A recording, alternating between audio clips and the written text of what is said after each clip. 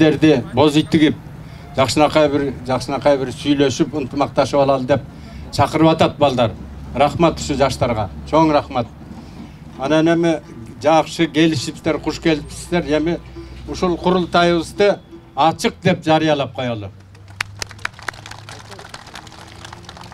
Рахмат. Эми бул эми мынандай жерде тургандан кийин тиги өзүбүздүн элдик курултай болгондон кийин беркиндей музыка тиги булар болбойт. Жакпайт да болбойт. Анан ошон үчүн эле кыргызча биринчи баштаганыбыз менен ушул жерде канча адамдарыбыз жатат. Байтык атабыз баш болуп, Өзбек атабыз баш болуп ушул жерде жатышат. Ошолорго бир таазим кылып адегенде бир өзүбүздүн милдетибизди Куран окуп алалы. Куран окуп туруп, андан аркысын анан баштай берели. Молдока кайда? Кел. Кел. Мына бу жерде бар. Кел.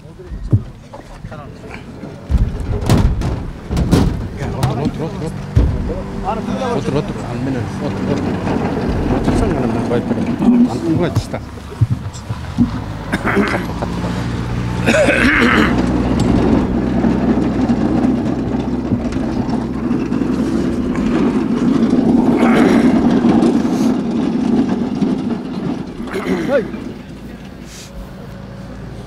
أعوذ بالله من الشيطان الرجيم بسم الله الرحمن الرحيم لله ما في السماوات وما في الأرض وإن تبدوا ما في أنفسكم أو تخفوه يحاسبكم به الله فيغفر لمن يشاء ويعذب من يشاء والله على كل شيء قدير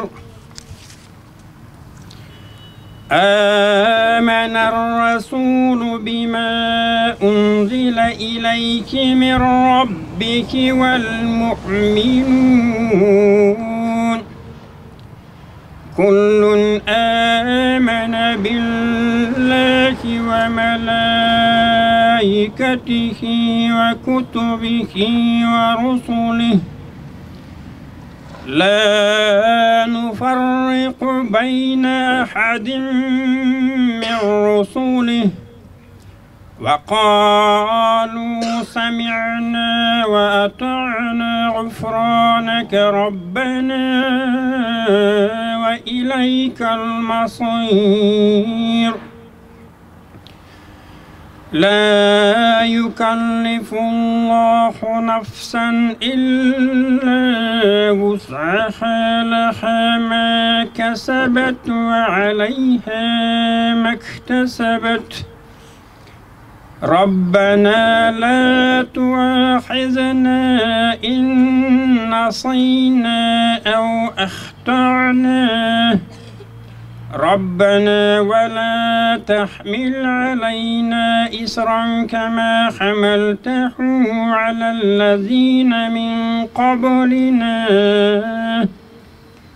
ربنا ولا تحملنا ما لا طاقة لنا به واعف عنا واغفر لنا وارحمنا أنت مولانا فانصرنا على القوم الكافرين صدق الله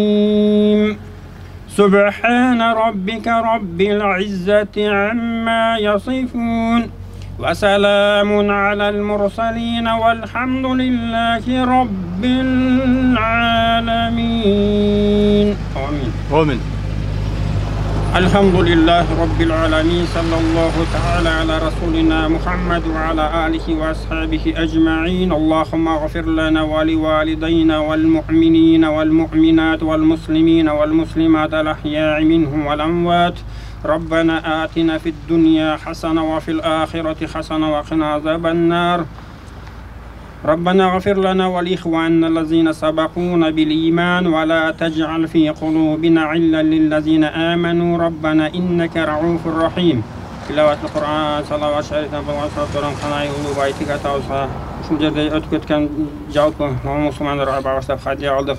Аллах субхана тағала элибизге, жерибизге тынччылык береке берсин. Би рахматика архамар рахимин. Амин. Ай, рахмат. Рахмат.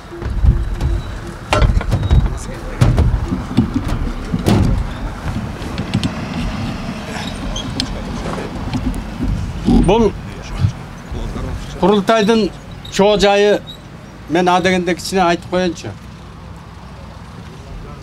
Мурун илгери союз малында мамлекет закон деген шундук болчу эми союз малында.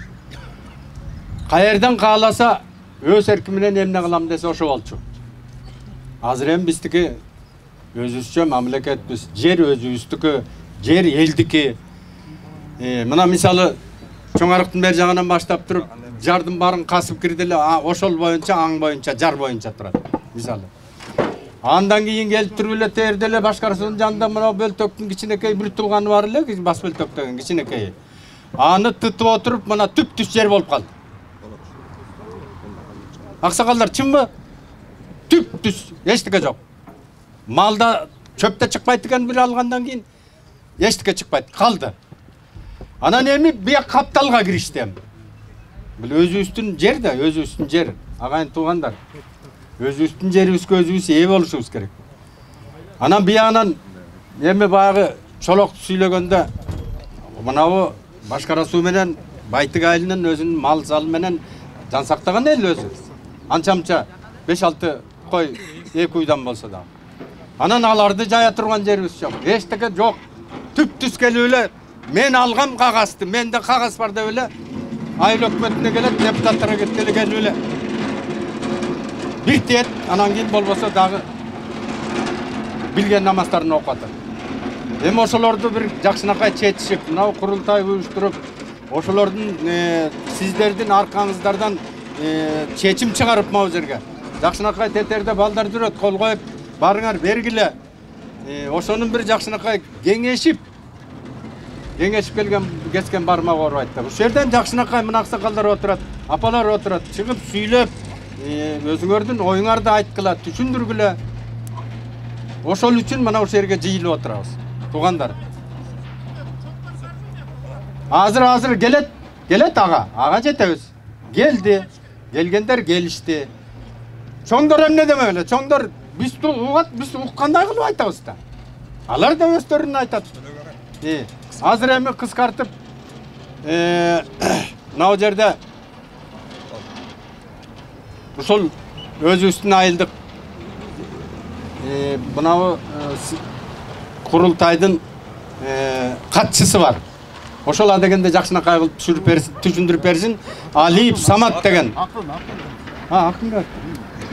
Анда кечирип коесуздар. Арашандык Болгунбаев Азамат деген акыныбыз бар. Кыргыз баягы эң биринчи курултай ачканда акыны менен аччы эле. Ошол Азаматка сөз берип коелу. Азамат бир жакшынакай бир ачып берсин.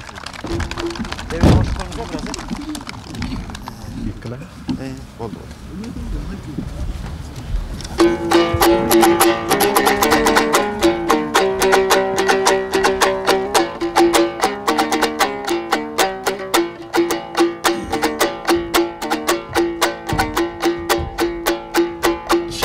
Soң салам берейін ой, бүгінгі чындықты сүйгөн елге мен. Кылымдар менен жарышып, кыйырлар менен алышып, кыргыздар нени көрбөгөн.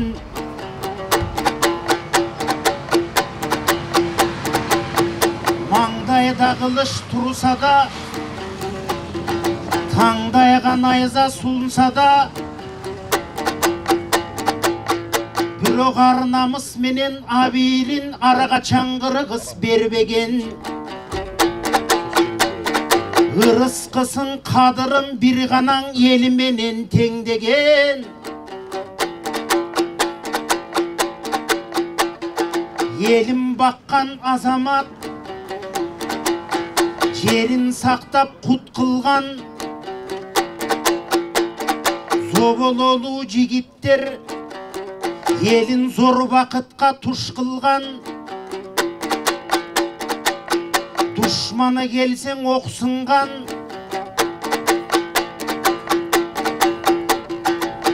ел көңілін тоқ қылған, қадырын сақтап жұртының, қайғы мұңын жоқ қылған.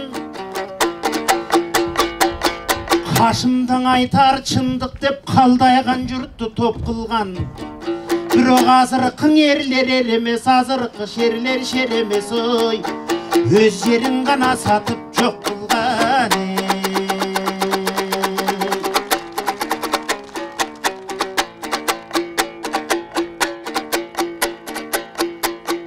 Илгерке қалқым деп жүрген айырымдар азыр алқым деп жашап қалышқан. Илгері жұртым деп жашап жүргендер азыр құлқын деп жашап қалышқан. Илгеркің ел баққан айырым адамдар азыр ел сатқан адам болышқан.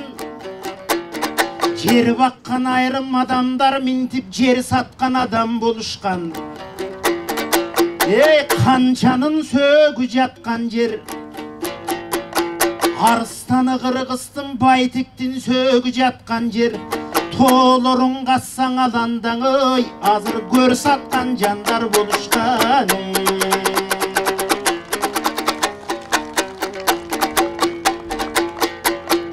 Ой, жұртым жанағы геология дегенің кендірін кесіп қалқының. Шегі жоқ саты бар жерде темірін сусын алтынын.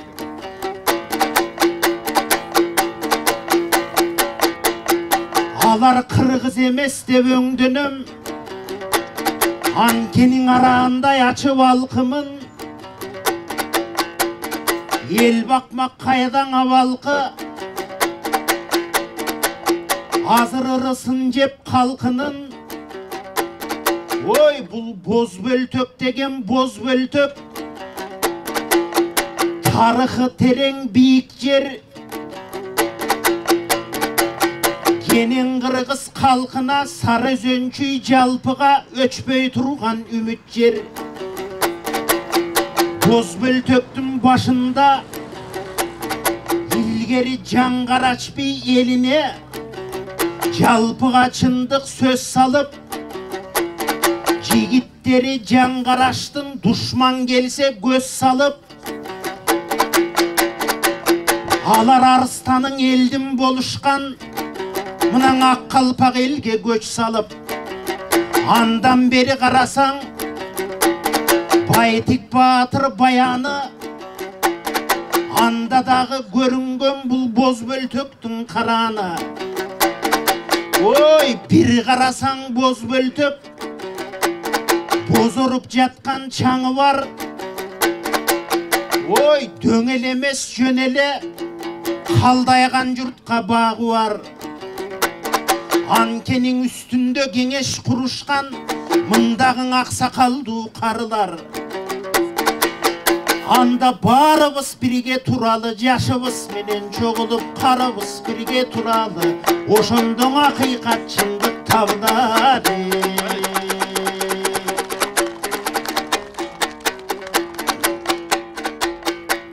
Ой, бирөөнүн уyu кирсе бетеңе, бақырып шығып қалауыз. Ой, чөбімді жеп қойды деп ашығып шығып қалауыз. Ой, уюңды соя телем деп тімілен асылып шығып қалауыз. Бирок ел қорғоға келгенде, жер қорғоға келгенде, басынып шықпай қалауыз. Жоқ, андай болбойлу, Қырғыз деген қылындап, елі қымбат Турбайбы, жаштар қалқан болса, жаштарға берчүн ақ бата, қарылардың қашында, кебе қымбат Турбайбы, жер дегенің табылар, бирок тарақтан ыйык аталған төрі қымбат Турбаева. Ең бірінші елдерін, ең бірінші жерлерін қорғай тұрған Қырғыздың көні қымбат Турбаева. Құрылып жатат ар жерде бийик қалалар. Бирок құрылса мейлі құрылсын, ал жақта қандай сана бар. Бирок асылдар жатқан жерлерді, батырлар жатқан жерлердің ар кимдер қаза берсең ал деген көр қасқан менен барабар.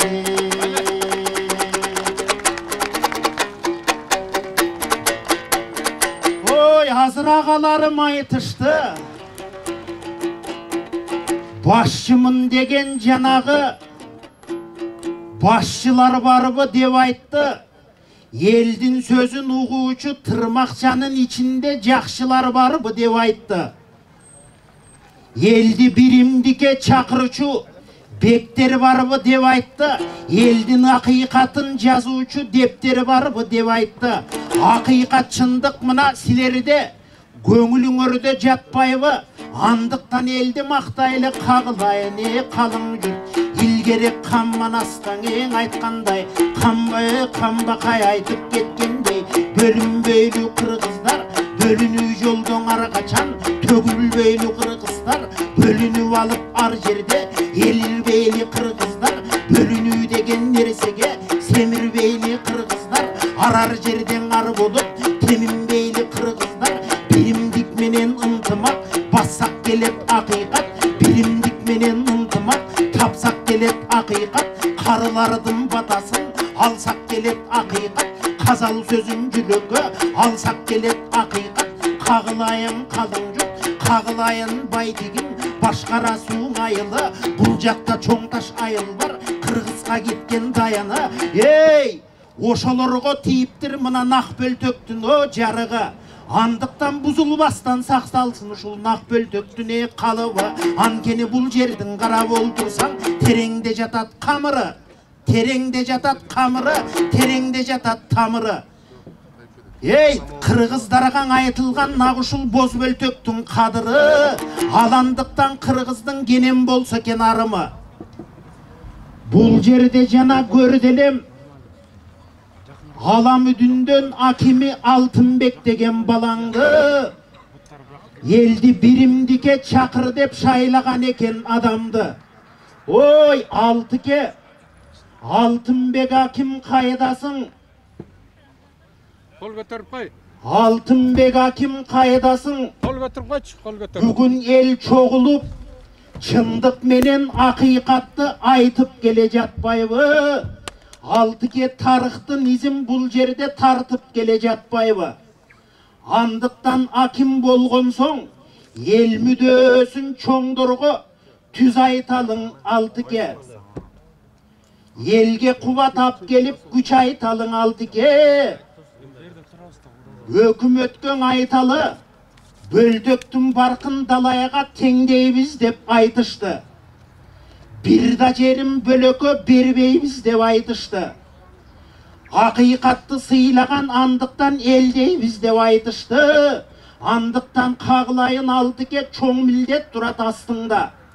Эң ыйык болуш керек Акимге мынан эл берип жаткан тапшырма. Ошондо байтиктен ыраазы болуп арбагы. Жер коргосоң буйруса, сендей болгон уулдардын бийикке көтөрүлөт байрагы. Андыктан элиңдин Алтыке эч болбосун арманы. Сен эл саткан эмес Алтыке, эл баккан Аким боло көр. Жер саткан эмес ар жерде жер баккан Аким боло көр. Элиңдин кутун качырбай, кут тапкан Аким боло көр. Ырыскысын чачпагын бүт тапкан Аким боло көр. Айтор элди кадырлап мактаган Аким боло көр. Бир дагы жерин Кыргыздын буйруса сатпаган Акимы боло көр.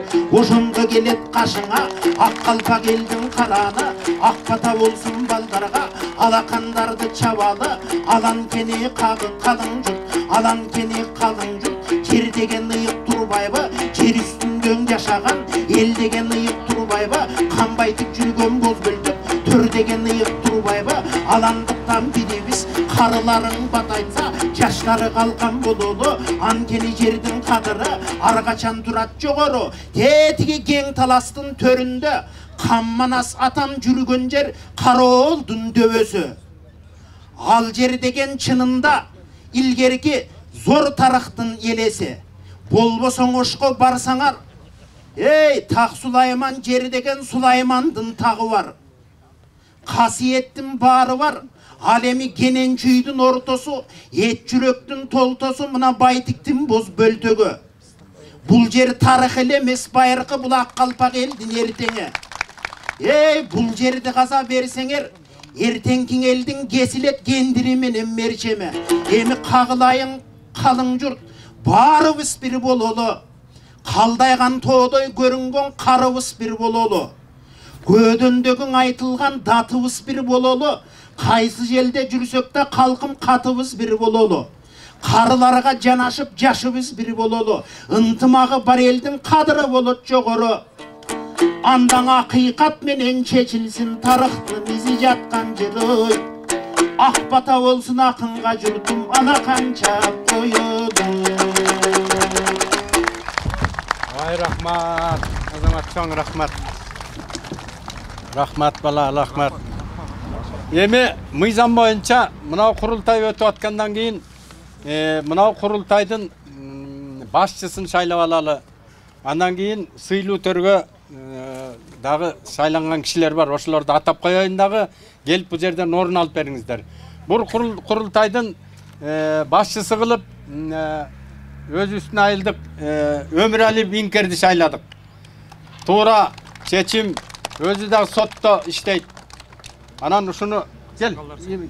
Аксакалдар сотун анан айыл-айылдан кичине келгендеринен шайладык. Башкара жакын эмеспи бияка? Башкара суу айылынан Алкан байка. Барбы? Я. Жокпу? Келиңиз. Бирөө жок деп коет. Тең түшкө. Келиңиз.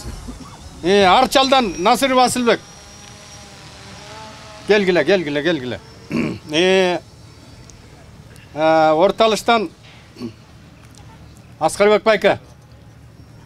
Келиңиз. Жумагулов Аскарбек. Жо, мунун өзүнүн кызматы башка. Мунуку совсем башка. Келиңиз.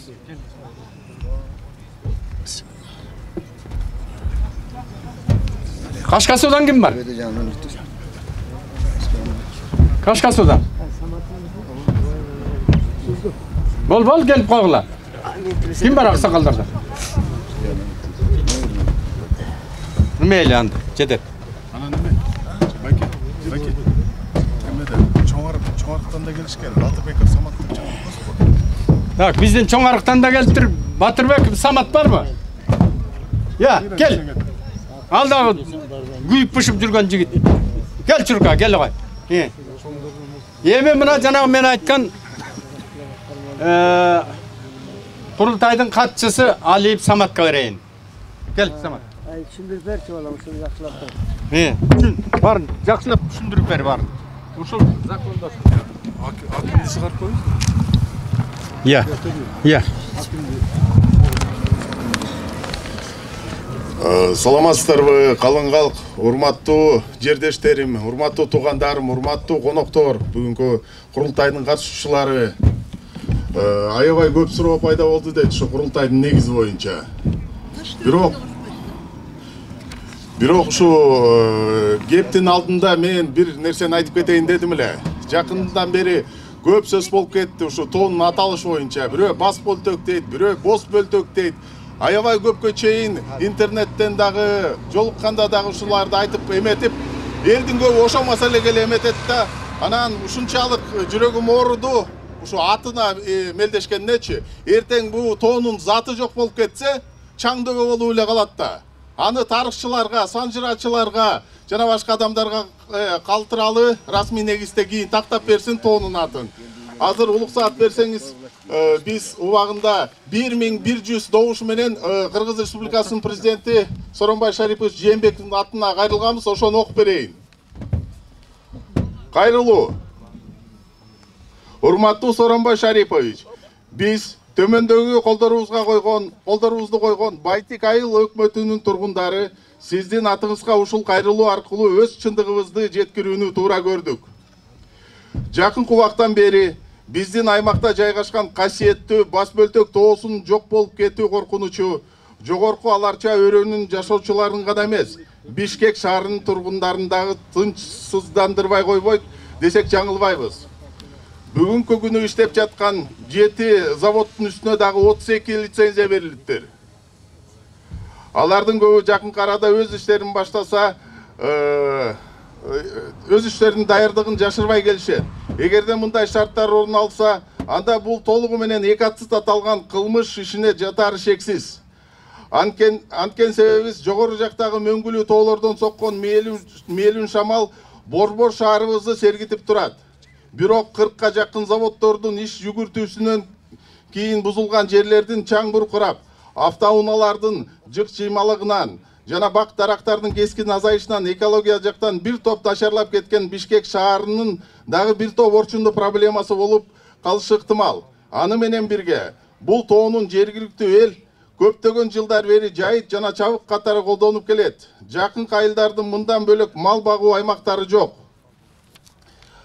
Ал эми жердин өзгөчө касиеттүүлүгүн кайрылуунун башында эле белгилеп кеткенбиз. Этегинде Байтик Баатыр, Өзбек би, Ашыр би жана башка аты өчпөс залкар адамдардын сөөктөрү коюлган. Бул тоонун Кыргызстандын тарыхында ыйык Сулайман тоосунда эле өз туруктуу орду бар. Сооронбай Шарипович, азыр дагы өз мекенин сүйгөн мекенчил жигиттерибиз бар экенин баса белгилеп кетүү зарыл. Жергиликтүү элдин жыйындарын жана сходторунан чечимдерин таянып, бас бөлтөк тоосунун аянтчаларды кен казып иштетүүгө өз макулдугун бербеген Байтик айыл өкмөттөрүнүн депутаттары жана анын башкаруучусу Жунушбаев Бакыт аттуу уулубуздун үстүнөн кылмыш иши козголуп, азыр Чүй облустук сотунда каралууда. Биз аталган тоодо өнөр жай негизинде жер казуу иштерин токтотуп, берилген лицензияларды жокко чыгарылсын жана кылмыш иш ушу козголгон сот иштин токтотуусун талап кылабыз. Бас бөлтөк тоосунун Кыргызстанда ошондой эле бас бөлтөк тоосунун Кыргызстандын тарыхый мурас тизмесине киргизилгенин туура болорун баса белгилейбиз. Ушул маселе боюнча ыйгарым топту кабыл алуңузду суранабыз. Урматтоо менен жана 1100 кол топтолгон.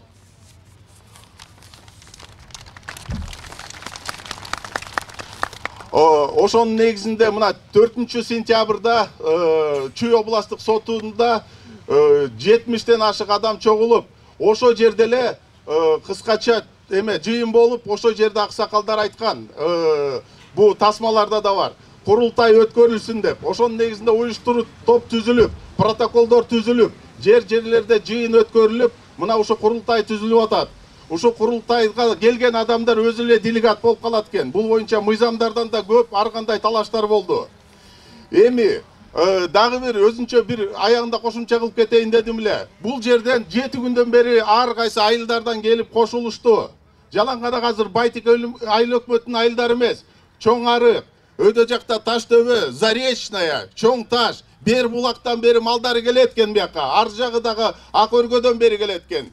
Санын даже айтып кетели, 300-кө жакын жылкы, 1000ге жакын ача туяк уйлар, торпоктор, орто эсеп менен 10 коро кой багылат экен бул тоодо. Анан эң негизгиси баягы бир аксакал айтып кетти, Байтик Баатырдын айыл жайы мына ушул жерде болуптур. Хан Ордо ушул жерде эле илгериле белгиленип калыптыр. Бүгүн президентибиздин резиденциясы да ушул жерде, 200-300 метр жерде. Андан ушул ыйык жерде ушундай жер казуу маселеси болсо, анда билбейбиз, андан ары эмне болот.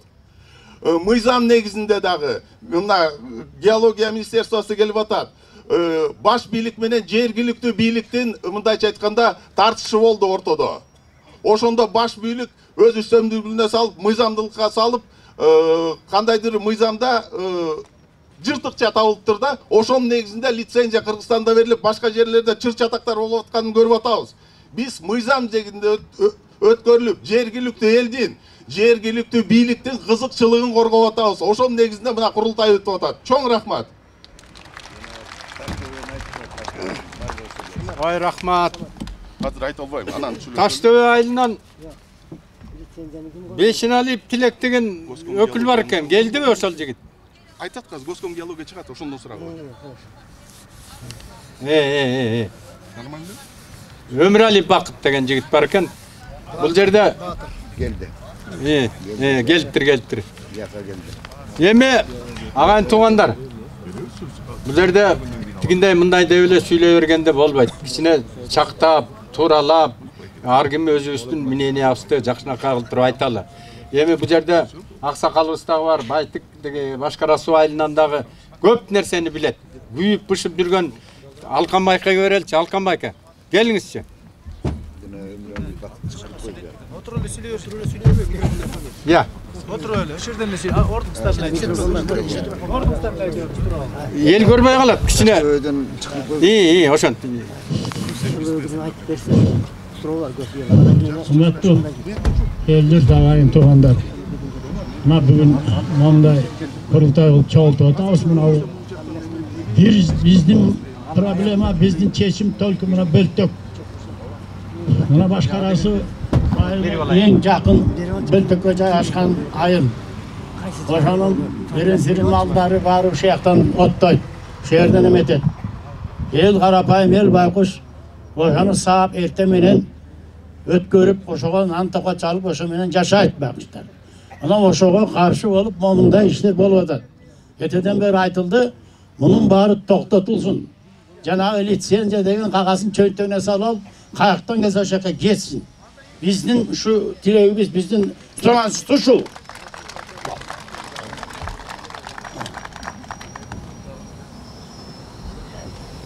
Мындай bir sunuş düşüp atar. Bu yerde mындай sunuş düşüp atar. Možda janagı litsenziya alганга ошолорго bizge түшүнүктүү болуш үчүн ким кол коюп берген маселе. Ошону bir түшүндүрүп берсе деп атат. Familiyasını ayıp versin. Анан өзүңүз жакшылап түшүндүрүп берсеңиз. Саламатсыздар, урматтуу бүгүнкү курултайга чогулган Байтек айыл өкмөтүнүн тургундары, андан тышкары айыл өкмөт Аламелин район тургундары, мен Өнөр жай энергетика жана жер казынасы комитетинин орун басары Сапаралиев Азиз Айнабаевич. Рахмат. Бүгүн азыр биз иш сапардан келе жатабыз, ошо Оштон кичине кечигип калдык. Бүгүнкү күндө көтөрүлүп жаткан маселе боюнча кыскача айтып кетели. Казып өз ишмердүүлүгүн улантып жаткан компаниялардын саны бул жерде 10 компания. Алар кум шагыл топуракты иштетип жатышат. Бүгүнкү күндө ошол шаардагы болуп жаткан курулуш, жаңы салынып аткан турак жайлар жана жаңы түшкөн конуштардын элдеринин курулуш иштерине пайдаланып жаткан материалдар болуп эсептелинет да. Андан тышкары кирпич чыгарган заводторубуз да бар бул жерде. Баягы топуракты казып ошол кирпич чыгарууга колдонулуп жаткан. Байтек айыл өкмөтү боюнча кайрылуу келип түшкөн биздин Өнөр жай комитетине. Ошол кайрылуунун негизинде биз ошол экотехинспекциянын өкүлчүлүгү менен биргеликте ошол берилген лицензиялар боюнча текшерүү уюштуруу комиссиясын демилгелеп чыктык. Мына буга чейин бизге да ошол Байтек айылдык кеңешинин депутаттары барышкан. Эмил мырза, андан дагы аттарын унутуп атам азыр. Айыл өкмөт башчылары болуп, ушул жердеги лицензия алган компаниялар макулдук бербегенибизге сотко берип атат деп. Ал эми кыскача айтып кетели, кандай жолдор менен берилет. Ушул лицензия колуна берилгенден кийин келип эле казуу иштерин башташпайт. Себеби дегенде ал жерге долбоор түзүлөт. Долбоор 3 мамлекеттик корутундудан өтүш керек. Андан кийин гана макулдук берилет да. Анан ошол корутундулары кандай корутундулар болуш керек? Долбоор түзүлүш керек биринчиси. Экинчиси, долбоор түзүлөрдүн алдында ошол аянты кайсыл айыл өкмөтүнө таандык экени Гипраземден аныкталыш керек. Андан кийин айыл өкмөт башчысына биздин жер казынасы мыйзамынын 39-беренесинде так эле жазылып калган кайрылуу жолдош керек. Эгерде ал жерде турак жай, жолбосо баягы көп учурда көрүстөндөр жайгашкан жер, андан тышкары жанагы биздин жайытка берилген жерлер жана башка ошол жерде пункттар бар. Ошолордун негизинде ал жерлер бош эмес дей турган болсо, макулдук берилбесе, андан ары ишин улантууга мүмкүн эмес. Анан бүгүнкү күндө кээ бир компаниялар, мына биз азыр айыл өкмөт башчысы менен да тактадык, 7 компанияга берилген, 7 компанияда маселе жок дешип атат. Бүгүнкү күндө ишмердүүлүгүн жүргүзүп жаткан. Ал эми калган компаниялар боюнча жана чалгындоо калган. Ошолор боюнча биздин нааразычылыгыбыз бар деп атат. Мен айтып атам, тастыктап мына азыр бериңиздер. Бул боюнча биз жанагы экотех инспекция менен биргеликте толук кандуу ишмердүүлүгүн текшерип туруп, ошонун жыйынтыгы менен сөзсүз түрдө жыйынтык чыгарылат деп атабыз да. Ал эми маалымат үчүн айта кетишибиз керек. Мына быйылкы жылы ушундай көп жерде нааразычылык, ой пикирлер пайда болгондугуна байланыштуу жер казынасындагы топурак, кум, шагыл пайдалануу буну администрацияга берилди. Мындан ары июнь айында бул мыйзам күчүнө кирди. Бул кум, шагыл жана топурактарды мындан ары ошол администрация, местное самоуправление дейбиз. Бул 18 беренеде жаңы мыйзамда бул так эле белгиленди. Мындан ары мамлекеттик геология агенттигинен кум, шагылга, топуракка лицензиялар берилбейт. Бул администрациянын айыл өкмөттүн деңгээлинде чечиле турган маселе болду. Себеби дегенде бул бүгүн эле пайда болгон жок. Бул ушул 3-4 жылдан бери пайда болуп, сөзсүз түрдө буга мыйзамга өзгөртүү киргизгенге убакыт талап кылынат экен. Урматтуу бүгүнкү жыйындын катышуучулары. Ошонун негизинде убакыт талап кылынып, мына быйылкы жылы президенти Сооронбай Шарипович тарабынан бул мыйзамга кол коюлду. 29 июньдан баштап күчүнө кирди. Мындан ары администрация айыл өкмөттөрү менен биргеликте кайсыл жерде топурак, кум, шагыл болсо, булар өздөрү аныктайт, керекпи же кереги жокпу деген. Мындан ары уруксатты жергиликтүү бийликтин деңгээлинде гана берилет. Рахмат. Ай, рахмат. Жана 31 лицензияны ким берген? Буга чейинки берилип келген Кыргыз Республикасынын биз башында белгилеп кеттик, жер казынасы мыйзамы геология агенттиги тарабынан берилген. Ким кол койгон? Ошол жерде бизде комиссия бар, межведомственный комиссия деп коебуз. Буга налоговый инспекциядан дагы, экотех инспекциядан да кирет. Ошол комиссияда, ошол мыйзамга туура келген учурда гана чечим чыгарылып, андан кийин ошол Жана айтпа, ким кол койгон? Фамилиясын айтчы. Фамилияларын ар бирин азыр берели кагаз боюнча. Беребиз. Исералиев кол койгонбу? Жок, аны караш керек. Ал жерде бүгүнкү күндө 28 деп атабыз. Анын ичинен 7-өө, калганы чалгындоого. Ошонун ичинде так эле жазылган. Себеби дегенде ал жерде биз орун басарлар катарында биздин укугубуз бар кол койгонго, төрөгандын кол койгонго укугу бар. Бирок комиссиянын чечиминин негизинде гана. Азыр толук кандуу ошол кагазды берели. Могу бөлтөктүн кайсы жагынан казыла турган деп берилди ошону, кайсы жерден? Могу жерден тегиретеби, үстүнөнбү же астынан каягынан? Казууга деп берилгени бунун күн батыш жагында, анан баягы бош орун болгон жеринде. Ошол жагынан берилгендер бар. Кимге пайда тийип атат ошондон түшкөн акча? Бүгүнкү күндө ошол лицензияны кармагандыгы үчүн төлөмдөр ошол көптөгөн азыр.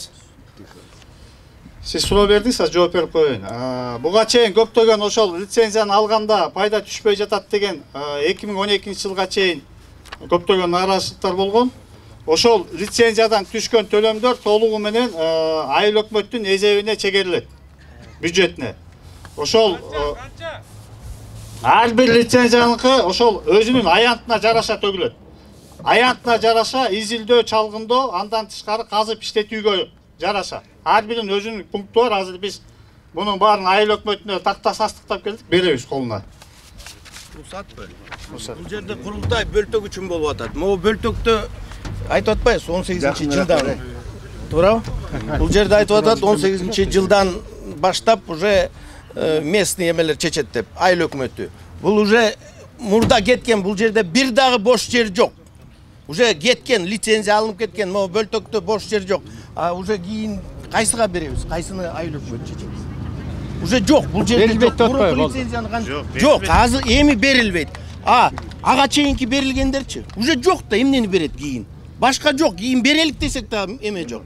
Жер жоқ. Туура эмес. Картаны көрсөт, мына картабыз бар го, картада бүт лицензия турат, туурабы? Бул бүгүнкү күндө жана көтөрүлүп жаткан маселелер мындай болот да, бүгүнкү күндө жана чалгындоого берилгендер толугу менен ишке өтөлөйт. Себеби дегенде ошол жердеги 39 беренеде так эле жазылып калган макулдук алсын депчи. Макулдукту эгерде бул жерлер арендага жайыттын жери, жайыт комитетине берилип калган жерлер болсо, ошону тастыкташ керек. Бизге комитетке жөнөтөт. Ошол менен булардын лицензиясы узартылбайт. Бул токтойт. Так эле токтойт. А көп учурда макулдук берилип калып атат. Макулдук берилгенден кийин мыйзамда так эле жазылып калат. Макулдук бергенден кийин биз да нары узартып беришибиз керек да. Узартып бериш деген себебибиз чалгындоодон изилдөөдөн чалгындоого өтөт, чалгындоодон бүткөндөн кийин иштерин казууга өтөт да. Ошондуктан азыр көтөрүлүп аткан маселе боюнча айыл өкмөттөр тактап, жанагы чалгындоого бериле турган жерлерди жайыт комитетине өткөзүлгөн момча объекти деп бере турган болсо, биз мындан аркысы баягы мыйзам ченемде карап узартып болсо кырылат да. Рахмат. Буга чейин берилген лицензияны кайтарып алууга мүмкүнчүлүк барбы? Айтпадым мен. Ооба. Так, түшүнүктүү болду го. Кыскасы, жок болбойт, анын тиги мындан кийин токтолду деп атпайбы, жаңысы берилбейт деп. Жетөө бар экен да, жетөө. Кел бияка. Gel bir yaka. Жоқ, эме тартиптин негизинде сөз алгандарга бербейсиздер. Жөн эле мындай кылалычы. Бул жерде базар болуп баратат. Бу жерде чоң тиги масштабтагы чогулуш болуп атат.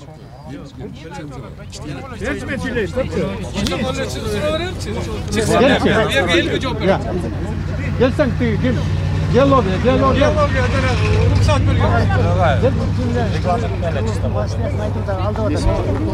Суроо берип коеюн дейт. Бериңиз.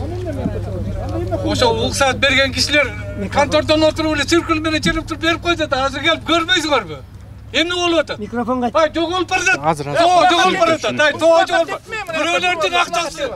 Бирөөлөрдүн жетүүнү түшүп атат. Болду, түшүнүктүү. Тоonu барып көргүлө чатыган. Ана бар уруксат бергиле. Болду. Азыр жооп берет. Бул боюнча биз ошол жана мен жогоруда айтып кеттим, буга чейинки ошол берилгендер ошол Гипроземден справкасын аныктайт, андан тышкары айыл өкмөттөн макулдугун алып, границаларын тактап келгенден кийин гана берилчү да. Азыр айтып атпаймынбы, бүгүнкү күнгө чейин ошол берилгендердикин биз ошол комиссия түзүп, жанагы жайытка берилген көөлүктөрү боюнча, андан тышкары казып иштетүүгө алгандардагы азыр сурашып атат, кандай болот деп. Эгерде көк китептери, алын электери болсо, толук кандуу алар ишке казууга киришпейт. Себеби дегенде бүгүнкү күндө жанагы убактылуу мөөнөткө пайдалануучу баягы жер кодексинде так эле жазылып калган госрегистрден алын электери бүгүнкү күндө ишин башташпайт. Бул чекит коюлду. Чекит коюлду. Эми менде бир суроо. Азыр. Анан эмне себептен кайра биздин ошо бербей койгон айыл өкмөттү кайра тиги күнөөлөп атат? Эми бул боюнча мындай эле жооп берейин, так эле. Эми ошол бүгүнкү күндө жеке ишкер тарабынан ар кимдин укугу бар экен, биз эми аны запрет кыла албайт экенбиз да. Сотко бер же бербе деп. Аны эми соттук иштери, соттук териштирүү иштери чечилиш керек соттук негизде. Мына мен сиздин бир айтканыңызга түшүнбөй койдум да, мына 7 лицензия бар дейт. Алар иштеп атат дейт. Эми калгандар эмне голуй алар? Алар деле лицензия алды, биз эле иштейбиз дейт да, булар деген байлыкта бирөөнүн чөнтөгүнө кирип атат да, өзүнүн чөнтөгүнө. Ошон үчүн баары жанталашып лицензия алып, бул жерде кырабыз, жок кылабыз деп атат да. Экология каякта? Өкмөт каякта карап атат анда? Элге бирдемке кылайык, бирдемке тигейик деген жокпу? Бул боюнча анан жана сиз айтып атасыз. Ошо лицензияларды алды, анан айыл өкмөтү жооп берет. Айыл өкмөтү көгөрүп өсүп кеткенин көргөн жокпуз биз. Ошол жерде мына тоонун баарын кырдым жердеги тоону, мына көзүңөргө эле көргөсөйүн. Ошонун түшкөн акчасы гана тиги айыл өкмөтүнө түшсө анда эл жыргап кетпейби байып? же бир жыргаткан көргөзгөн бир клубуңар жок, же бир эмеңер жок, бир жакшы заведенияңар жок, же спорт площадкаңар жок, эмне кана. Ошону тешип атат дегенде то бүттү. Ошол үлгүсүлөргө пример мына. Ич куят да. Анан турасыз да айтасыз мындай лицензиялар айыл өкмөтү чечет аны тигил чечет. Бул эмне керек? Калганын болот, калган. Жок, жапканга жараша жапкыла бүт бар дейм. Бүт бар тигил. Оору деген ошондой болот. Мына бирөө таап атат чөнтөккө акчаны таап. Экинчиси ошакка умтулуп атат. Мен да табамын деп.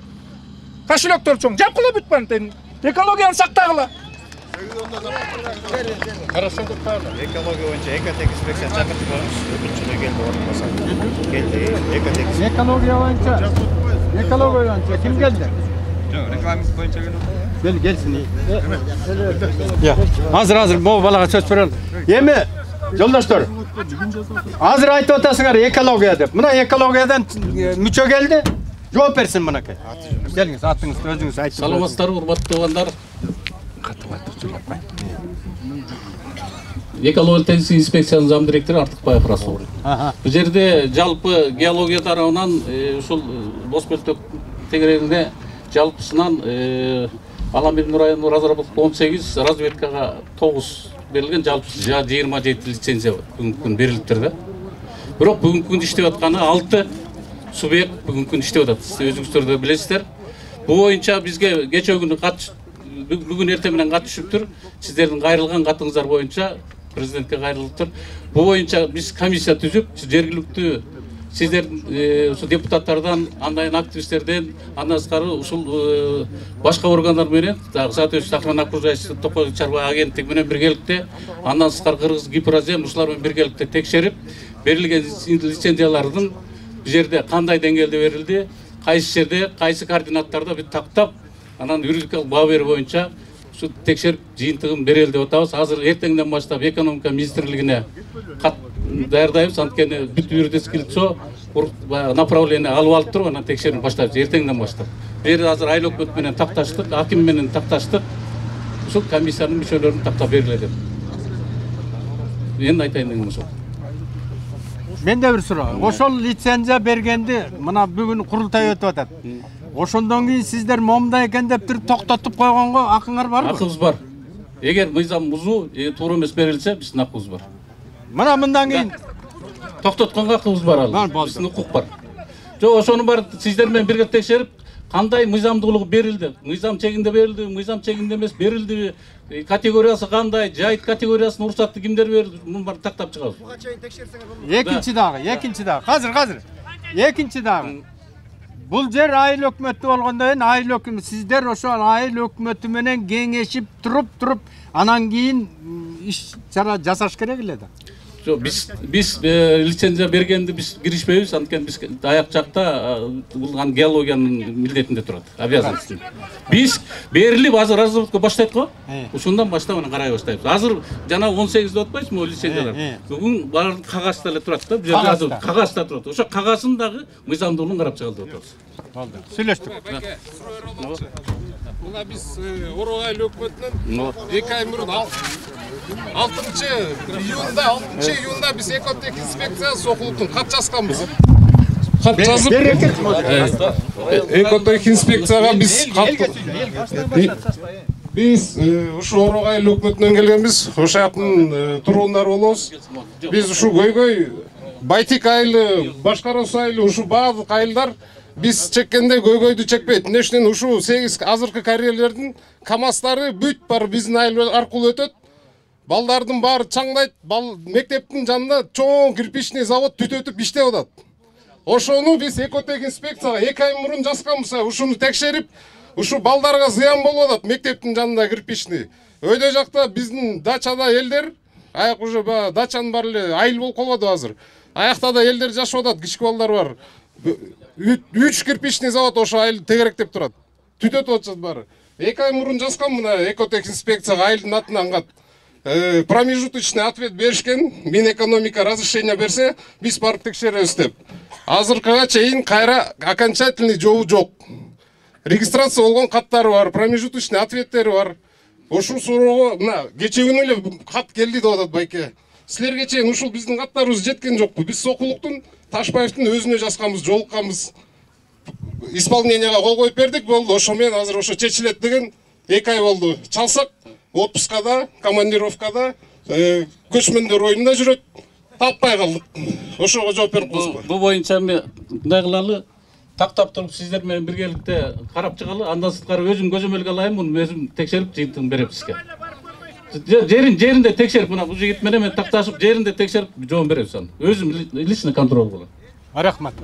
Эми дагы бу биздин Аламидин район боюнча эко инспекциясын угуп коелу. Саламатсыздар, урматтуу район боюнча курултайдын катышуучулары, урматтуу тургундар. Сиз айтып аткандар могу эмен баары тең туура көтөрүп атасыздар. Анткени деген могу жаңы айтып кетпеди башында.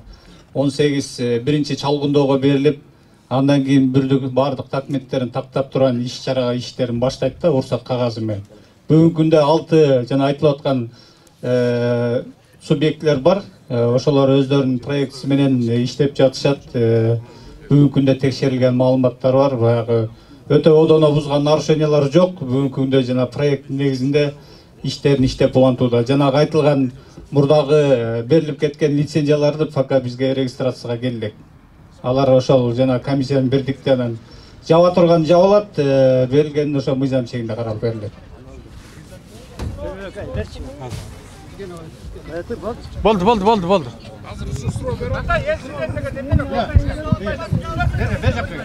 Бириле суроо болду. Урматтуу курултайдын катышуучулары. Атыңды. Жок, сүйлөп. Мен Асанов Кубан, Батырканыч электромеханик багбанчылык коомунун председатели болом. Биздин ушул коомдо 150дөй жашоочу жашайт постоянночо. Анан ушул именно ушу Бос Бөлтөктүн эң жакын жабыркаган адамдарынанбыз да. Биздин жаныбыздан ошол КамАЗдын баары өтөт. Балдарыбыз уже школго барат, садикке барат. Эртең менен кийип кеткен көйнөк кечинде уже аны кайра которуш керек, ал көйнөктүчү. Ал биз экологиябыз уже өзүбүздүн экологиябызды өзүбүз кайра чаңдатып бузуп атканыбызды биз билген деле жокпуз да, мисалчы. Ошол жердеги азыр айтып атышат, мисалы ошол КамАЗдар хоолор өтөт биздин жаныбызданчы, алардын скоростторун айтпай эле коелу. Жарышат ошол жерде. Знак жок бир дагычы. Пешеходный знак жок. Суу чачып туруу деген мисалы ушул кара эмелери каралат деп атат. Мисалы каралса ошонун баарын текшерип туруп, анан лицензия бериш керек эле. Ошолор 3 маал суу чачып туруш керек эле, элементарныйчы. Же болбосо кичинекей балдарга өзүнчө пешеход жасап бериш керек эле. Алар мисалы пешеходдон баспайт, жолдо басат. Пешеход жок. Жолдун жээгинде бактар болсо бопбос болуп калган, ал жашыл эмес да, күрөң болуп калган. Дачада болсо аба жута албайсың, ал жерде жер жемишти үзүп жөө деген жок. Жууйсуң, тазалап, анан качан ошондо колуңа тийсе жейсиң. Атак ошондой жашоочу. Анан ошонун баарын каралбаса, анан кантип анан бере берет лицензияны жөн эле. Мисалы жетөөнө берип коюптур. Жетөө мисалы жасаса болот эле да, ошонун баарын буга чейин эле. Буга чейин жасабагандан кийин эми аны эмкиде деле жасабайт болуш керек деп ойлойм менчи.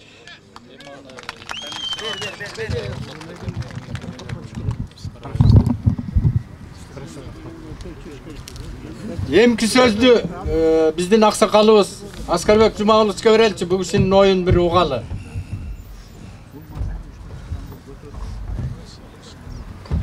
Эме жигит жана Госком геология. Атың ким айнамай? Азиз.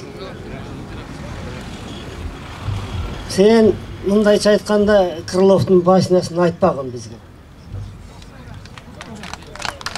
Мага ошол жерден кеткенче жана 31 лицензияны ким кол койду? Ошо мага берген фамилиясын.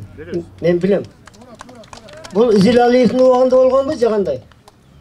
Ага чейинде болгон, баштан баштап. Жок, Зилалиевдин убагында болгонбу? Ага киши 2014-жылдан бери анын учурунда да бар, ага чейин берилгендер да бар. Жок, Зилалиевдин колу барбы? Азыр тактоото. Я. Тактоото карайм. Көрдүңөр, айтпайт. Биз билебиз Зилалиев деген ким экен. Мен тети талашта, чаткалда. Момундай суу агып атат, суу болгондо суунун угунун баары алтын жатат. Открытый способ. Мына булар бир кездерде Ошол жакта 31 фирма иштейт. Анын экөө Кытайдан, бирөө Казакстандан. Тет каскелеңдиге айналайын карагылачы. Ошол чаткалдан жана ховодон чоң машинелер бар экен. Ошол жерден экскаватор менен казып топуракты Кытайга алып кетип атат. Бул эмне деген ушуну? Бекер алып кеткен жок да. Анан бизге комиссия бар, тияктан бар, кол коет, койбосо койбойт. Эстегесинин кереги жок. Азиз айналайын. Мен мына атам согушта каза болуп ушул жерде, мына бул жерде Шорбашатта. Ошол жерде уй ферма болчу. Апам саанчы болчу, мына Каныбек билет. Мунун атасы апасы баардык ушул жерден сүт саап согушка чейин. Кол менен бушуп, сары май жасап, араба менен мясокомбинатка чейин ошол жерде приемдук пунктка барып өткөрүп турган кез. Мен апам билет ошону айтып берген. Эми ошол жана Шорбашатта чүйөргөндө бир карьер кылып коюптур. Карьер. Мен былтыр мына мен 78-80 келип калдым. Эми мына ошол атамдын жерине фундамент кояйын деп бир зил сурап барсам, бир жаш жигит 5000 сом дейт. Сен кайерлик жигитсиң? Таластык жигитмин. Айнанай, мен ошо Чүй областынын Килейген областынын совет ветеранын төрагасы болом. Мен ата-энем ушул жерде согушка чейин ушул жерде иштеген. 31-жылы орталык иштеген артель. Элдемир колхоз эмес, артель болгон. Ошону биздин ата-бабаларыбыз баарыбызга турмушка. Эми мага ошону менин ата-бабам жатат ушул жерде. Мен атам согушта каза болгон, ушул жерде сактайм деп. Мен 6 айымда калгам. Анан мага таластык бир 25 жаштагы бала 5000 сомго мага бир зил сатат имиш да. 3000 сомго берчи, бербей койду. Айнанай. Азиз, шундай кылып сундук болсун. Токтоткула. Мына жана 31 эмес, азыр эми акта 9. 9-ту токтотуш керек. Могу азыркы бала туура айтып атат. Эртеден кечке, кирелден кечке ховолор кетет. Жолдун баары касылган, чаң. Мен айтып коеюн, давай мындай кылабыз. Бул көскөн биологиянын кереги жок. Экология, сен биздин айтканды жазайсың. Токтотосуң. Биринчи, эгерде жанагы мына азыр канча иштеп атат могу жерде, Шоролдо, Шорбашатта? 9бу? 7. 7. Элден мурун мына Азиз айнанайын. Мен эмки жумада Апаз Жумагулчу экөөбүз президентке киребиз. Азиз, мен сага айтып атам, угуп тургун. Эмки жумада Апаз Жумагулчу экөөбүз президентке киребиз. Муну жөн калтырбаш керек. Сен жашсың, алдыда өтө сөз береди. Сен жанагыдай комиссия болот. Анан тиги чечет, бу чечет. Анткенче эле 6 ай өтүп кетет дагы тетексаң каза берет. Сен комиссияңды токтоткун. Бирөө келип ушул жерден касчы болсо, мына могу жерде Арчалы, башкарасы, Кашкасудан атчандар бар, Апалчейне, жигиттер бар. Давай Апалчейн түшкү. Ага чейин. Ким айтат аны? Мына талас эмне кылып атат? Таластан топуракты алып Кытайга кетип атат Эркешлам аркылуу. А бирөө айтат, ошол жактан абагашени кылып кайра бизге алып келет. Мына Крыловдун башына. Могулар дагы бир баланы жазган жатты. Токтоткула. Могу азыркы жигитти мен аябай сезип атам да. Мен ушул жерде көп барам ары бери. Азыркы 7 тең токтоткула. Кереги жок бирөө.